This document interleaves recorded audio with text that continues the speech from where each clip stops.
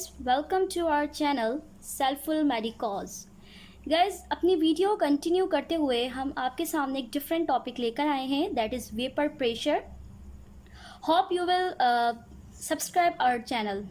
Okay, now today our topic is vapor pressure.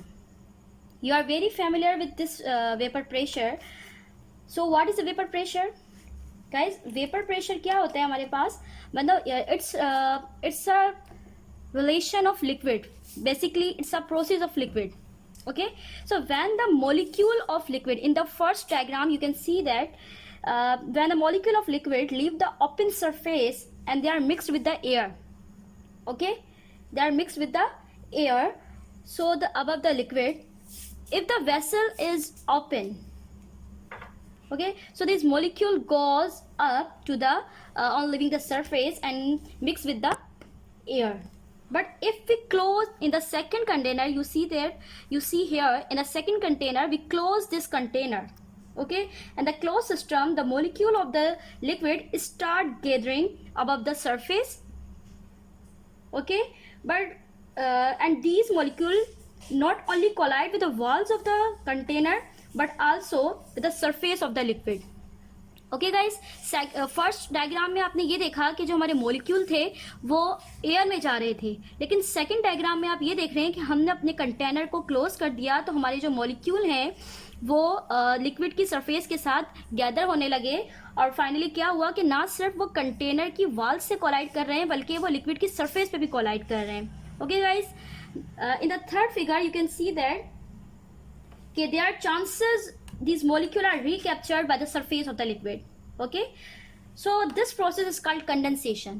यानी जब आपके मॉलिक्यूल फिर से रिकैप्चर्ड हो जाएंगे, वो रिकैप्चर्ड होने लगेंगे लिक्विड के सरफेस में, यानी एवोपरेशन के बजाय यहाँ पर लिक्विड की सरफेस पर ये मॉलिक्यूल आपके जो है वो गैदर्ड हो जाएंगे, तो इस प्रोसेस को हम कहेंगे कंडेंसेशन। ठीक है गाइस, तो ये जो हमारे दो प्रोसेस हैं, जैसे फर्स्ट स्टेप में आपने देखा कि हमारा जो हो रहा है वो एवोपरेशन हो रहा है, एंड इस प्रोसेस में आपने देखा कि यहाँ पर कंडेंसेशन हो रही है। तो it's totally a dynamic equilibrium. तो इस तरीके से आपके पास क्या एस्टैब्लिश्ड हो जाता है, डायनामिक इक्विलिब्रियम।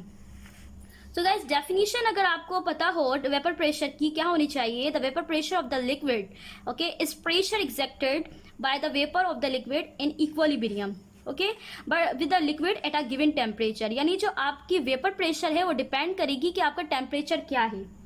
ओके, तो इसको हम ये कहेंगे कि हमारे जो मैग्नीट्यूड है वेपर प्रेशर का वो डिपेंड नहीं करता कि कितनी लिक्विड हमने लिया है, हमारे कंटेनर में अमाउंट ऑफ द लिक्विड कितना मौजूद है इस चीज़ पे डिपेंड नहीं करता, और उस लिक्विड का सरफेस एरिया हमने उसको कितना प्रोवाइड किया है वो इस चीज़ पे भी डिपेंड नहीं करता, लेकिन वो डिपेंड करता है किस पर, कि हमारा जो लिक्विड है उसके दरमियान मौजूदा इंटरमोलिकुलर फोर्सेस क्या हैं, उनकी स्ट्रेंथ क्या है।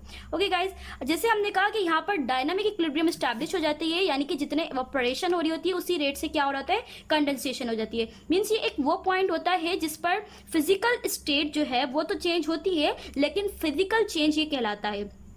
गाइस, यहाँ पर हम अपने रिएक्शन को भी डिस्कस करेंगे कि हमारे पास एक होता है फिजिकल चेंज और एक होता है केमिकल चेंज।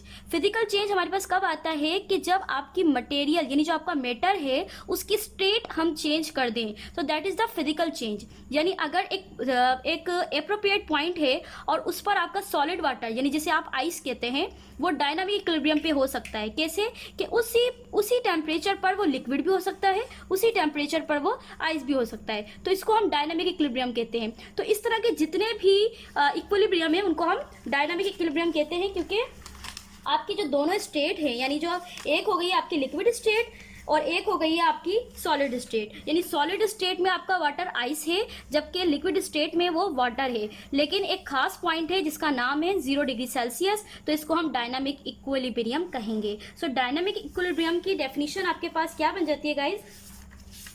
अगर हम इसकी डेफिनेशन कहें तो क्या होनी चाहिए, वी शुड नो दैट कि आपके पास डायनामिक इक्विलिब्रियम क्या होना चाहिए कि वो तमाम रिवर्सिबल केमिकल रिएक्शंस के लिए हो सकता है और फिजिकल चेंजेस के लिए हो सकता है, यानी वो एक खास पॉइंट जिस पर आपकी स्टेट जो है can change but the material और the matter should not be change.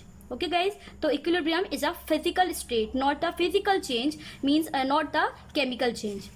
Guys यहाँ पर एक हमारे पास क्वेश्चन है कि आपके पास two types of the compound है, सिमिलरिटी यानी एफिनिटी दोनों की ये है कि दोनों ऑर्गेनिक कंपाउंड है फर्स्टली, सेकेंडली कि दोनों ही हमारे पास वोलेटाइल है, ओके, यानी दोनों के अंदर हमारे पास कार्बन और हाइड्रोजन मौजूद है, यानी एक हमारे पास इथेनॉल है तो सेकंड हमारे पास बेंजीन है।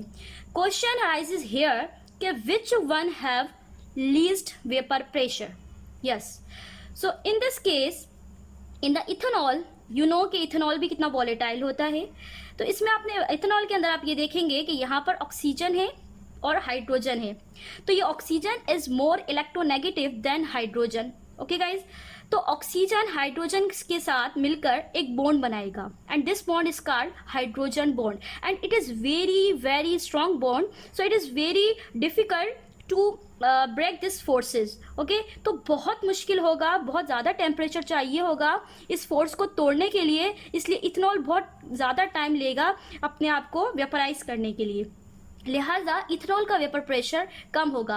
While we come to the benzene, in the benzene this is a non-polar, while it's a volatile but it is a non-polar। तो ये नॉन पोलर होता है, इसमें भी फोर्सेस होती हैं एग्जैक्टली यहाँ पर भी एक कोवलेंट बॉन्ड बन रहे होते हैं, यू नो कि यहाँ पर पाई बॉन्ड भी होते हैं, यहाँ पर सिग्मा बॉन्ड भी होते हैं, और बहुत अच्छी तरीके से डीलोकलाइजेशन भी होती है। You know the structure of benzene like in this manner, okay guys, it's a aromatic compound as you know well. तो इसमें आपके पास क्या होता है, अल्टरनेट डबल सिंगल बॉन्ड भी होते हैं, कार्बन और हाइड्रोजन के दरमियान भी बॉन्ड होता है, कार्बन कार्बन के दरमियान भी बॉन्ड होता है, कॉन्जुगेशन होती है, डीलोकलाइजेशन ऑफ इलेक्ट्रॉन्स होती है। While of that it's a non polar and this is the main reason कि इसके नॉन पोलर होने की वजह से ये इजीली वेपोराइज हो सकता है as compare to the ethanol. Okay guys, keep in your mind and subscribe our channel. Thank you.